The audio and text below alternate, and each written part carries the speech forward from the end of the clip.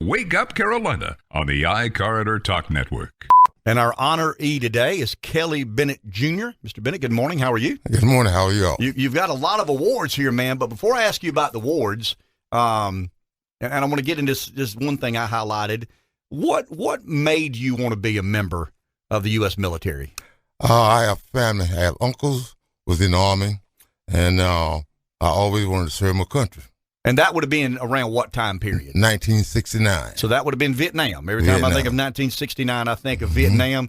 You enlisted in the United States Army as a supply specialist. You later went to Fort Hood for 6 months, served in Vietnam from 70 to 71. That's correct. But you were a POW Right. for 45 days in Cambodia. Tell a little bit about that story as much as you'd like. We was out, just like coming toward the last part of December, and we was going from one fire base to another one. And we got mixed up in our turn. And me and the other guy was on a truck together going to a different fire base. And we wound up at the wrong one. Then after we got there, we got out on our own trying to find the right fire base. And we got lost. So you riding around the jungle on a truck, a million miles from home, not knowing where you are. 2 people in a truck full of supplies. Scared to death. Well, at the time, we wasn't scared. We was too young then to be scared.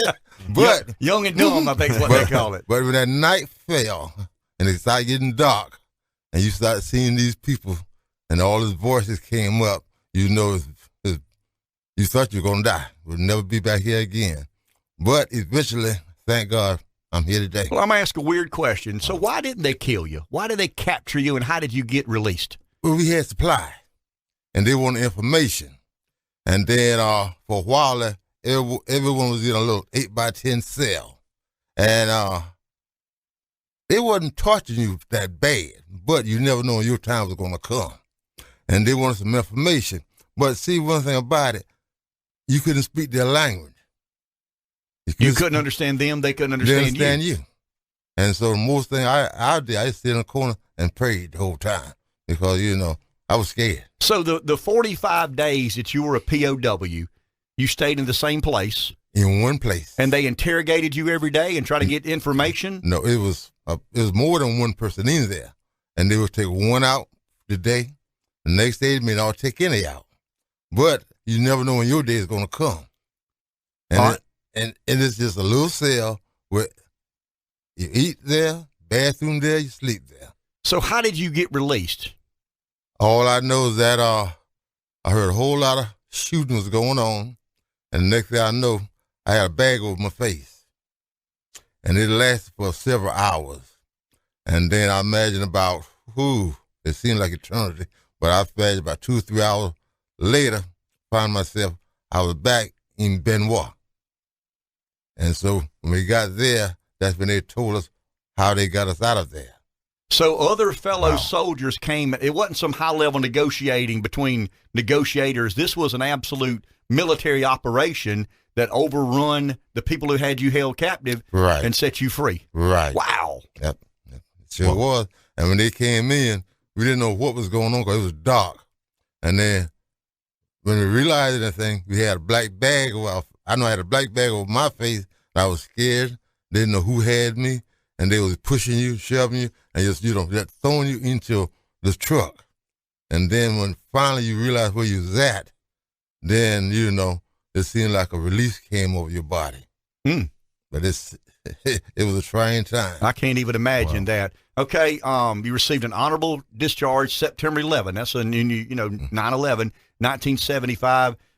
Decoration medals. You've had the Badges, Commendation, Citation, Campaign Ribbon Award, National Defense Service Medal, Vietnam Campaign Medal, Vietnam Service Medal, Bronze Star Medal. Explain what those awards mean to you. I mean, as a decorated American veteran.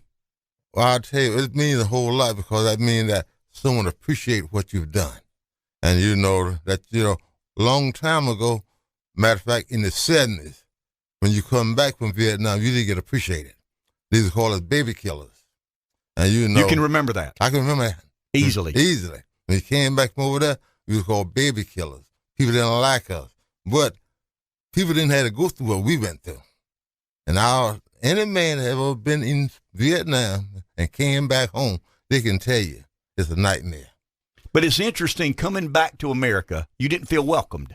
No, you didn't. I mean, you had all these awards, all these honors, all these accommodations, but you didn't feel like the American people appreciated it. You couldn't even really get a good job. Okay, how do you feel now that we've gone full circle? Do you feel the American people genuinely appreciate your service to country now? I tell you, it feels good now because, like I say, I suffer with PTSD, and it was hard to sleep at night. Sometimes you couldn't sleep. I was on medication in order to sleep, but it's getting better now. But like I say, now I feel like we're being treated better. There's been a whole lot of turnaround, and I would like to thank the people in the United States that, for that. And now we have so many good doctors. My Dr. Martin something at outpatient, in something, he's very good. He takes time to hear you and work with you. And I think that people have been very good, very good. Well, all I can do is say thank you. And I mean that sincerely. I get to run my mouth on this radio show every day for 3 hours because people like you and more like you were willing to go places you probably didn't want to go, do things you probably didn't want to do, and obviously didn't want to be held captive. But I thank you from the bottom of my heart. And I know America has a lot of divisions and opinions, but I hope the one thing we can agree on is our support of the men and women who have served this country and allowed all this freedom that you enjoy, that I enjoy, and all of us others enjoy. But we've got some businesses that want to do some nice things for you, so I'll let Rev kind of read the list. It's a $100 certificate toward a purchase at Heinz Furniture of Sumter, and your name is in for a grand prize drawing. We'll randomly draw. One of our veterans will win a recliner, courtesy of Heinz Furniture, so you're in for that. A gift bag, courtesy of Pepsi of Florence. We have a knife set from FTC, a cooler from Water's Edge Branding, and also a little staycation in Florence for you with a night stay at Hotel Florence and dinner for two at Rogers Barbecue and an hour of virtual golf at the 19th Green Indoor Golf Center. Mr. Bennett, thank you, sir. Thank y'all so very much. Appreciate and I think y'all doing a good, wonderful job. Yeah, thank you. Thank you very much. Some do, some don't. We'll keep doing the best we know how. Thank you. We'll take a break. We'll be back in just a second. Wake Up Carolina on the iCorridor Talk Network.